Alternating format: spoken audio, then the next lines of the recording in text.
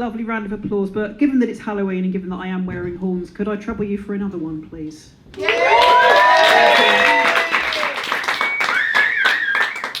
You are an obedient audience, I like that. And also, I'll level with you, this is being filmed and that second one is just for my wank bang. I'm kidding, of course, I'm a middle-aged woman. I do not possess such a thing as a wank bank, but I do, however, have an erotic building society. And I am overdrawn. So as Barbara said, my name is Emily, and I'd like to say, first of all, I don't like to pigeonhole myself sexuality-wise, but if I absolutely had to, I'd say I was grateful. And if you want to know what that means, it means wherever you identify on the wide spectrum of gender, and it is a spectrum, not a Commodore 64. I always put that in case there's any young folks in the audience. So wherever you identify on the Sega Dreamcast of gender, the chances are I might let you disappoint me. Oh, hell, I could disappoint you. I'm flexible, which is why I'm popular. I'm kidding, of course, I am a comedian, I was never popular. But it's Halloween, give me a scary noise if you really love Halloween. Fantastic, thank you. I love Halloween, but I'll tell you one thing that we're kind of like, I don't want to go so far as to say people that need their legs broken. However, one thing I can't stand is people that go, oh, Halloween's my Christmas. It's like, fuck that, they're two separate holidays. Though I will tell you one thing, Pancake Day is my bonfire night. It's true, it's true. I genuinely love Halloween because there's a fun game you can play called Halloween Costume or Cry for Help. The best ones are, of course, a bit of both, really. So this look I've got on tonight, well, I got this in an unusual shop for the people who both swing dance and worship Satan. And in case you're wondering, I don't swing dance.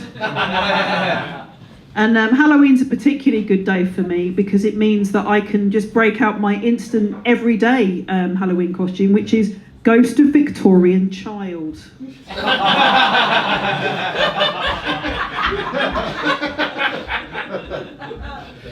I'm aware this is a look best suited to peering in through windows at 3 a.m.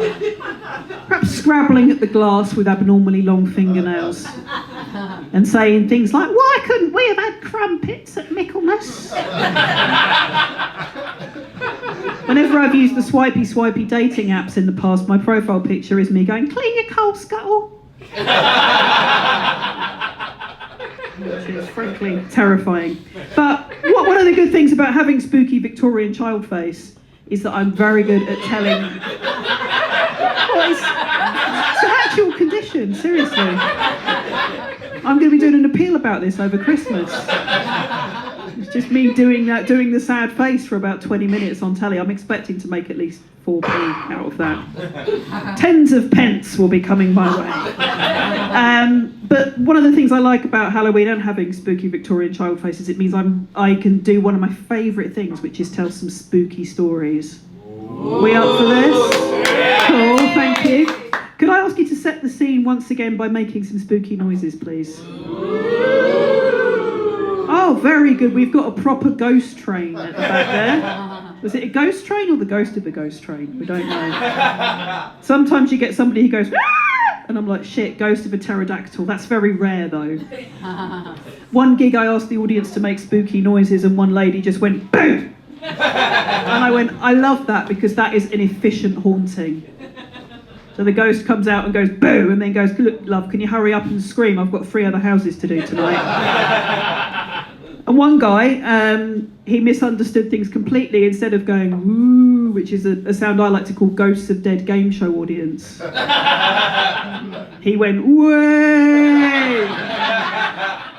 And I thought, hang on, are they ghost lads? Because you know when you're out and you get a sudden whiff of Lynx Africa? That's the ghost lads. But I did promise you some spooky stories, so here we go. You attend a séance in an effort to communicate with your late grandmother. She gets in touch to say that she is very disappointed in your life choices, and so is David Bowie. Prince is ambivalent. She also says that cardigan you're wearing makes you look a bit slutty. Good news, Bowie quite likes it. Okay, here's another one. You are moving house, but the removal man knocks over the box containing all of your sex toys. Oh. Always good when someone can relate at the back of the room there. You're embarrassed, but you manage to style it out by saying, for some reason in the voice of a lady from a 1940s British film, "Oh, whatever shall I do with all of these robot hands?" Now, I'm aware that that wasn't that scary, sorry about that, guys, but what I forgot to tell you is at least half those sex toys were haunted. And I'm of the opinion that fear and shame are very closely linked. And if you don't believe me, you've never had to watch a video of yourself doing karaoke. Because I have, and it was fucking terrifying. It was me wailing with 2 microphones and my friends going, "Emily, you can't be Meatloaf and Cher at the same time." And I'm going, "Just watch me!" And it turned out that she was absolutely right.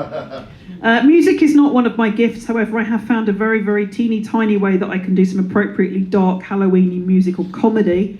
Are we up for this experiment? Yeah. Cool.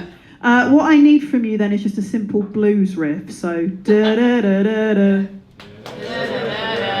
Cool, and again. Well, being a hamster, it sure ain't no fun.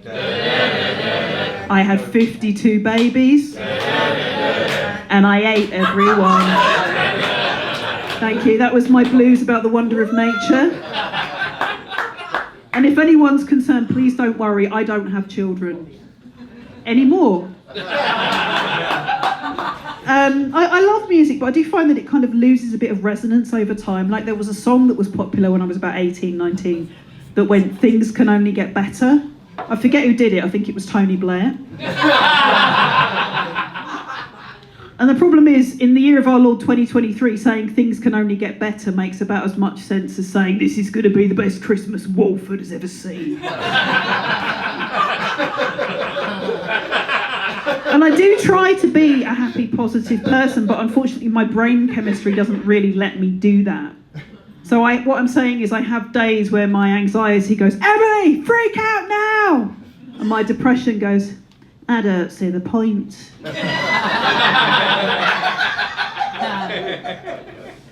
I do go to therapy sessions. I'm not sure. Woo, yes, mental health, woo! Fair enough.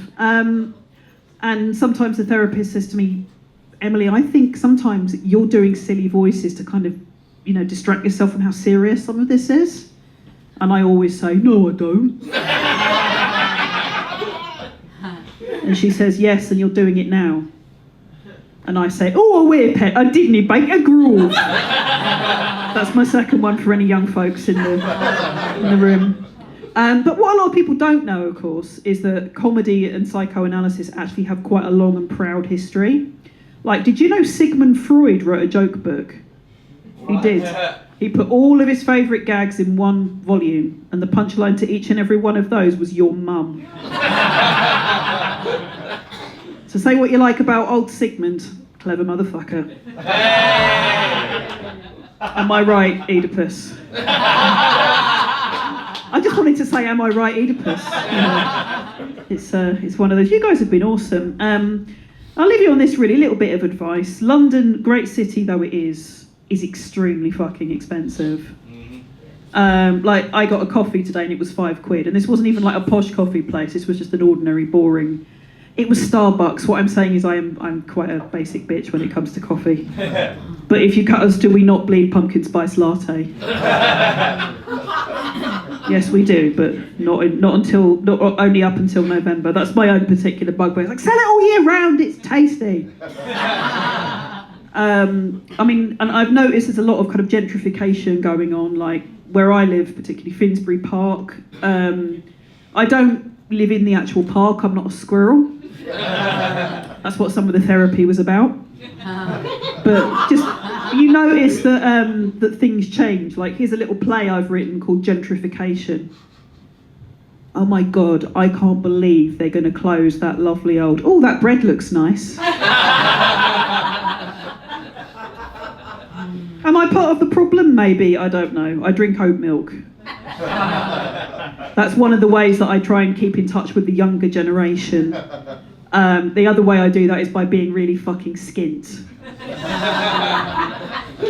It's actually a monumentous week for me because on Friday of this week I will be getting my second tattoo.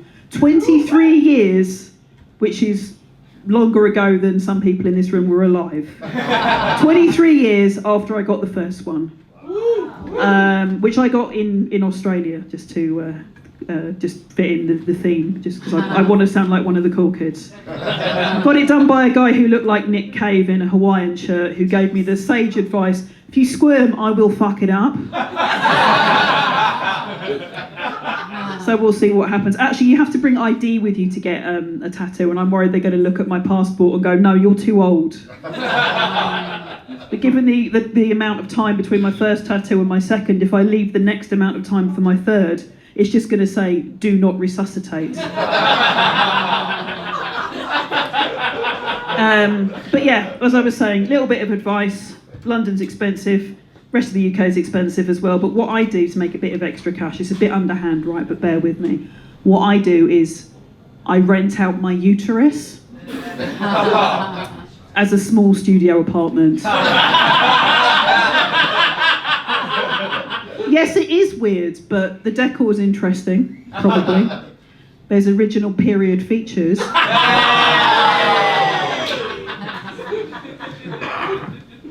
And it is next to 2 tubes. You guys have been awesome. My name's Emily McQuaid. Thank you very much. Happy Halloween.